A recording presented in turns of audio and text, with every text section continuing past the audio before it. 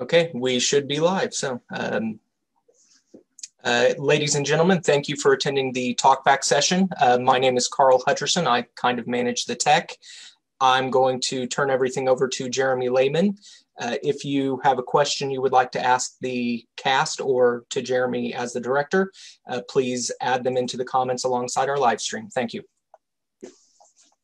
All right, cast. So let's go around and I'd like each of you to answer me this. You've each experienced quarantine theater through one or more shows now. And I know a few of you did the quarantine experience. What do you think is the most challenging part about doing this particular show?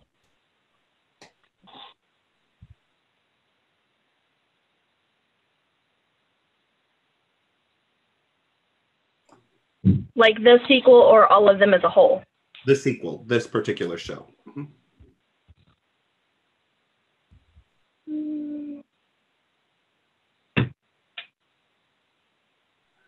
Because I assume you all are already actors or involved in the theater, you know, if we weren't in quarantine or having to do this via Zoom. So what are some of the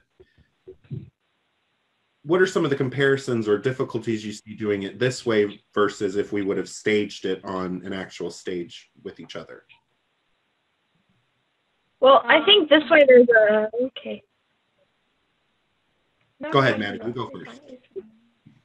I think this way there's a lot more technical difficulties that can go wrong because we're all dealing with different devices and connections, and if one of those connections is messed up, it can potentially mess up the whole play. Whereas in real life, if a microphone stops working, it's not usually the end all be all. Very good. Lilibeth? Well, for me, like this particular one, like Wendy and I had to stand up, and for me, probably the hardest part in this one, but I really haven't had to do it with any other shows. I had to like stand up and sit down, and I had to like adjust the Chromebook without making it too obvious. Mm-hmm. So that is something that I would not have to do if I was on stage. And yeah, the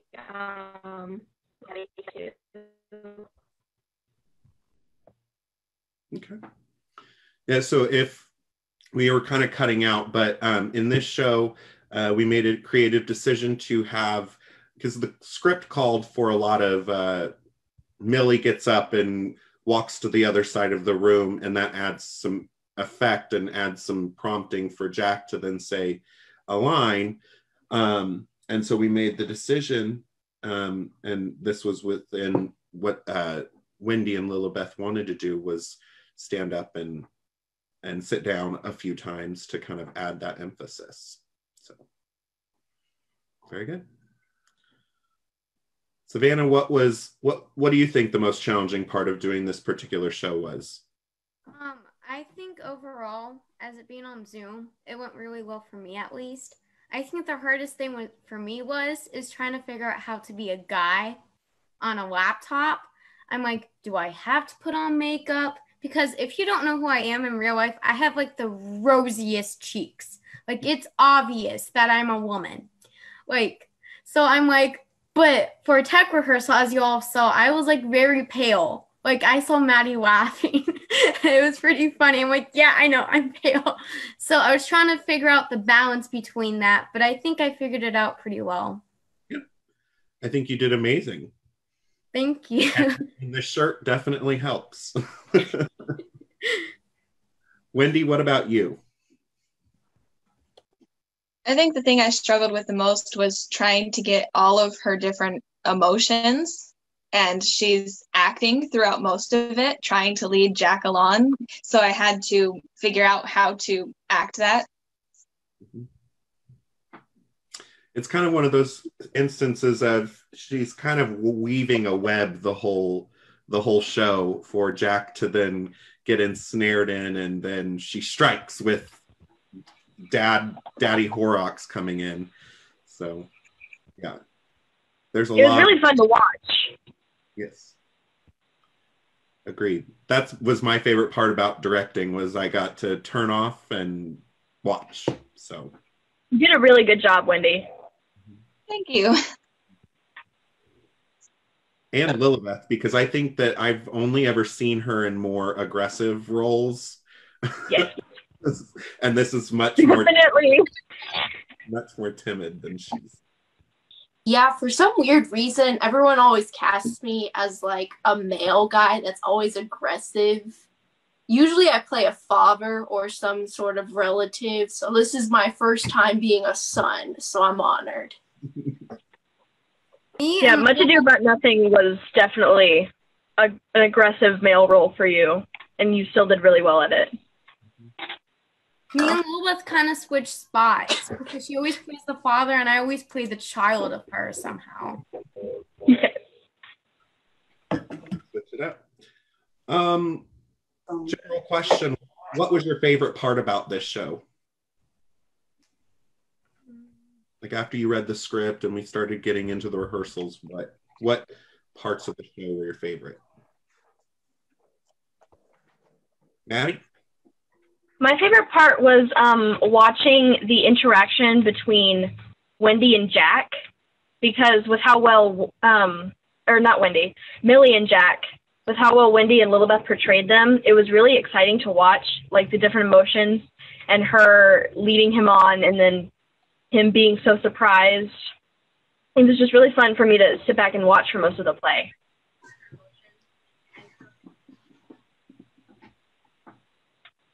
Anyone else have a favorite part? I really love Savannah's noises. I thought that was great.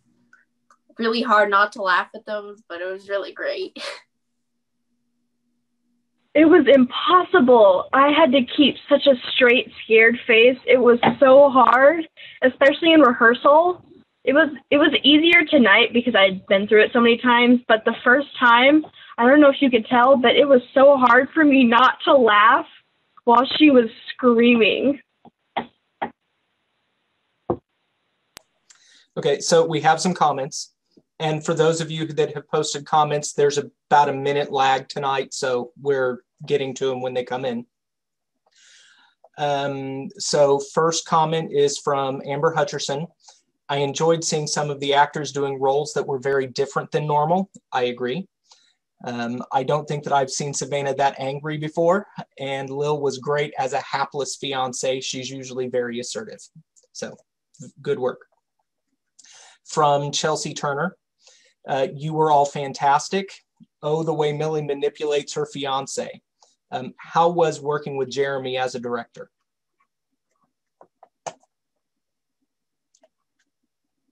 So did you all have fun working with Jeremy? It's the first time most of you have worked with him, I think. I feel like we all got really along together and we clicked really easy together, and it was just an easy and fun rehearsal process. Good. Yeah, and it helped to have a really great director. It always does. So, a comment from Doug Sokolowski. Great job, ladies. Diane Sokolowski thinks everyone did a great job. From Cindy King, Wendy, you did amazing. From Megan Simon, another great quarantine theater production. Thank you, Megan. We're glad you enjoyed it. From Doug Sokolowski, Jeremy, how did you enjoy directing your first play via Zoom? The small cast worked very well together tonight. Well, that is kind of how I went into choosing the show. First of all, was I wanted a smaller cast, and I wanted a one-act play because back when we did, what was the show? I can't remember the name of the show. Trifles. Yes. I could remember the author's name, but I couldn't remember the name of the show. It was a small cast, and we got to do a lot more rehearsals, and I thought that was an advantage to the one act play. I enjoy directing comedy because I like to laugh. And so when I'm reading plays, I like to laugh while I'm reading them. And it was a great experience. We had a really great cast. All four of our gals here did wonderful. It honestly didn't take much direction. Just a few notes, and I kind of just let them take the characters where they wanted to go. Didn't really have to, I never felt like I needed to pull back. Savannah wasn't blowing out my speakers whenever she would do her screams. So that was great. And Wendy and Lilibeth's chemistry, even though it is via Zoom and they're not able to be together, was really great. And they were able to play off of each other really well. And I think that it allows, the quarantine experience allows people that maybe don't have the time to get involved in a full staged production where it's 8 and weeks of rehearsal. We rehearsed 4 days this week. We got 2 rehearsals each time, and then we had one right before the show, which is another advantage of the one act play for those of you interested in directing in the future. And so it was great. I had a great time. Good. A comment from Cindy King. She really enjoyed being able to watch the story unfold. So thank you, Cindy. We're glad you enjoyed it. I have a question. It's just kind of an odd one. I have read the script, but I certainly didn't spend as much time with it as the group here did. So the title is The Sequel, and I know the prologue says that it's about the time between when she says yes and before the reality of engagement hits. Do you think that's what the title is actually referring to? Because as I've watched it, I have a different opinion on why it's called The Sequel.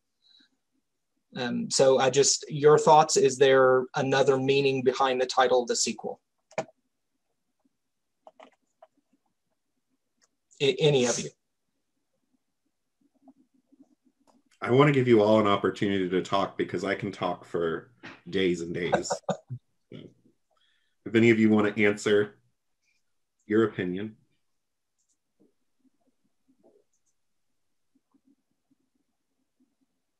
Jeremy, go ahead with your, Wendy raised your hand, go ahead. I didn't find any other meanings in it, so I'm interested to see what you came up with. What I think, okay. Jeremy, what's your thought? Well, that's kind of, and that's how I introduced it to the cast was the interpretation that it was kind of the sequel or the in-between sequel, because we are basically meeting Jack and Millie right after Jack proposes, and then she kind of realizes that maybe he isn't the man she thought he was. Again, this was written in, I think, 1922. So engagements were a little bit different there. Things were a little bit more arranged, as it were. And so I found it empowering that she was able to kind of call it off by the end. I introduced it as like if Romeo and Juliet had actually lived and lasted a few minutes after, that they would have realized Romeo's kind of a flighty little nitwit and Juliet could do so much better. So that's kind of what I interpreted it as. Madison, go ahead. I think it's less of the sequel and more of the epilogue, if that makes sense. I think the sequel would be, since it cuts off at like such a cliffhanger at the end, I think the sequel would be what happens after it says curtain. So I think this is less of the sequel and more the epilogue. So it's what happens after, but it's like a recap of what happens actually after. Okay. As I was watching it, to me, it felt like Millie had been through this before.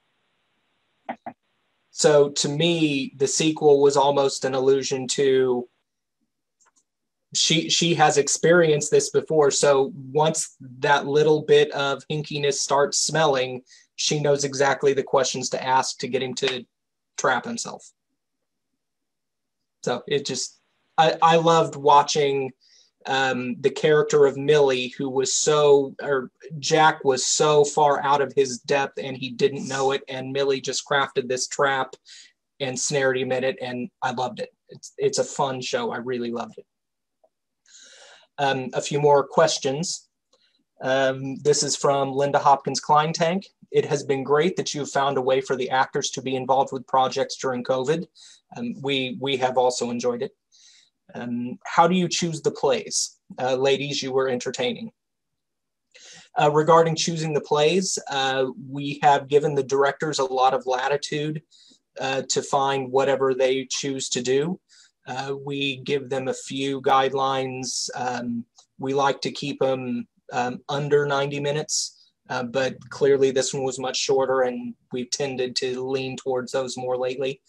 It needs to be something that can be done either freely or very, very inexpensively. Other than those few guidelines, it's pretty much however the director wants to do it. So, a question from Chelsea Turner. Is this play what happens after the end of The Importance of Being Earnest? There's even a Jack. Which is a good throwback because Importance of Being Earnest was one of our first quarantine theater productions. So that is a funny thought. I hadn't thought about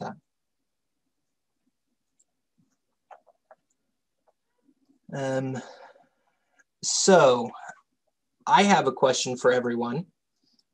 What would you like to see our next play be? Does anyone have something that they'd love to be involved with or love to see us do? And it doesn't have to be a particular title, but even a type of show. So more Shakespeare, you want something older, you want to do something brand new that you've been working on, this kernel of an idea in the back of your head? I love doing this type of comedy. I thought that was really fun to do. So if we could find more of those types of comedy, I think that would be really fun.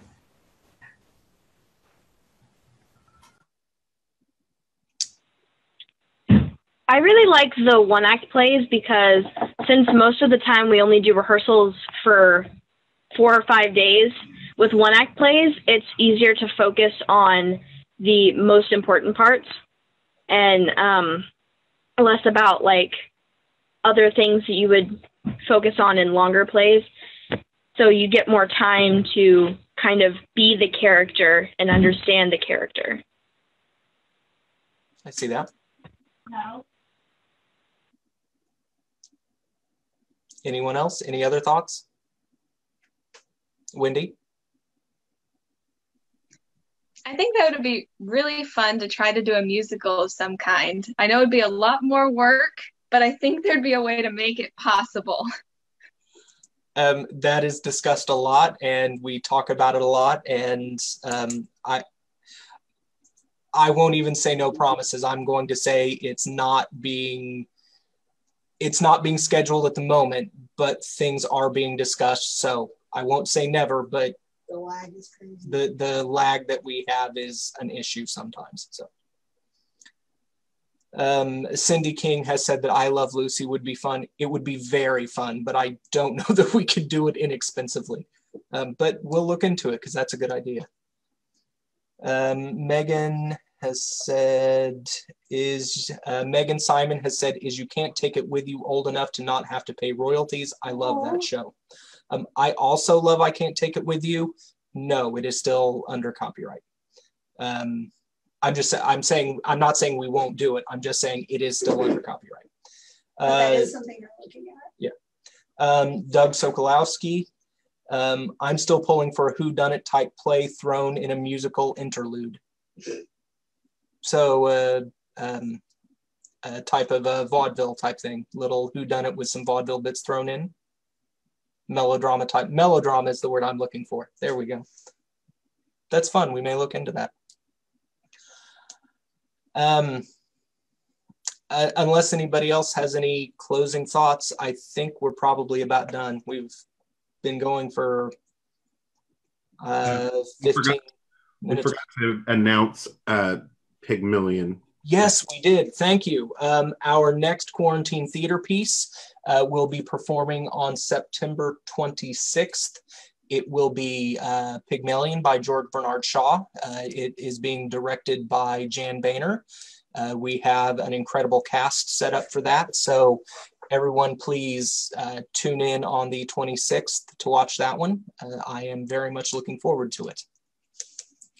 And unless anyone in the cast has anything else to say, I think it's time that we sign off.